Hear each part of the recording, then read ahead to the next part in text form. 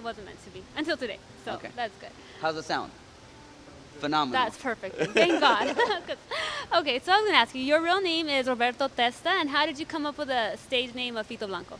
Well, Fito Blanco came from Pitufito. So, like, my nickname was Uh-huh. Pitufo, you know. Like a Smurf. Like a right? Smurf. Uh-huh.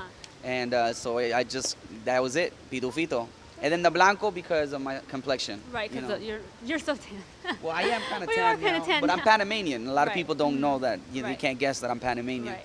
Oh, okay. So- I know you are originally from Panama because that was Yeah. my next question. And how did you end up all the way in Toronto? My mom and my dad. My dad went to Canada to go watch a boxing fight back in the 80s. Right. In the early 80s, he went to go see Roberto Duran versus Sugar Ray Leonard. And he went to Montreal and he fell in love with Montreal. He always said, like, you know, if I have to raise a family or whatever, Right.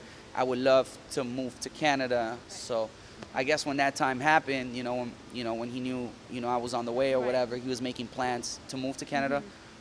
So I moved to Right. Montreal originally. I lived there for 3 years. I moved there when I was 5 years old, so I was fairly young. And that's it. That's how I ended up in Canada. Was it like a big change, a hard change, or? I mean, not for me. I was a kid. You know what I mean? So I guess in the beginning it was like, yeah, it was tough. Having to learn Right. French. I had to learn French. So having to learn French was a little bit tough. I had to Right. adapt to new school, new friends or whatever. But I don't remember much. I was very Right. young. And you got used to the weather? I got used to the weather eventually. It's too cold. It is. I die. It's freezing. I can't deal with it.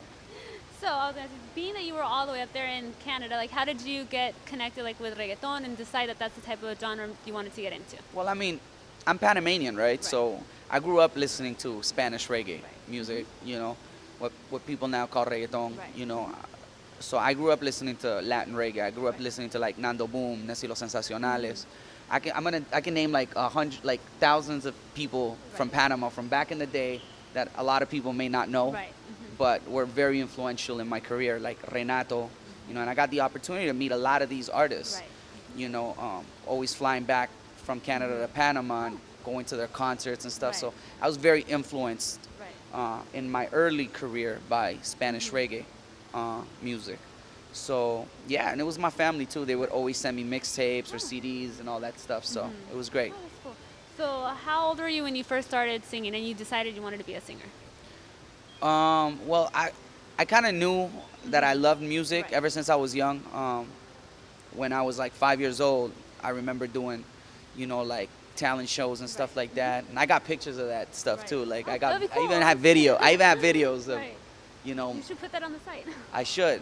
All right. Yeah. So I always loved music. Right. I was very charismatic as a kid, but I guess it was when I was 16 I started really recording music, original material, and people started really responding to it and saying like, this stuff is actually Right. really good. So when you have your friends, Right. that you go to high school with telling you, yo, you should stick to Right. it, that's kind of like what I did. Oh, that's good. Did you go to college too, or did you decide not to? You stuck with the music, or? Well, no, right after high school, I moved to Panama and I went to prep school. I was studying, getting ready to go to FSU, Florida State University. And I got a phone call from my producer Sensei at the time, and he was like, you know what, Fito, I have a really good feeling about this music stuff. Let's just work on an EP Right. and see if we can take it somewhere. Maybe get signed or whatever. And that's exactly what happened. I went back to Canada. I worked on an EP. Mind you, I was only, I was fresh out of high school. Right. And in less than a year, I was already signed to Universal Music, and I had a distribution deal. So, I guess early in my career, I started seeing a lot of results. So, yeah. So then you made it your career instead of an educational career. Exactly. Look at that. So then I made it my career. Right. So everybody does what's good for them.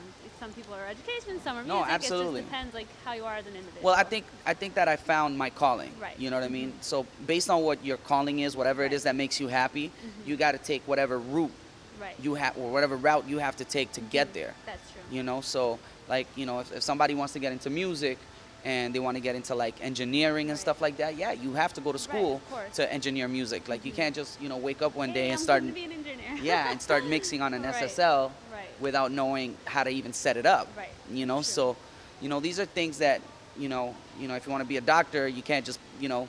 I'm going be to a, do surgery hey, today. yeah, I'm going to just do surgery. Yeah, you Right. can't. You can't do that. Right. So, yeah, I think school is extremely important, but, this is my passion, and this is what I've always loved to do, and I'm here now. So That's good. So at least you're not going anywhere.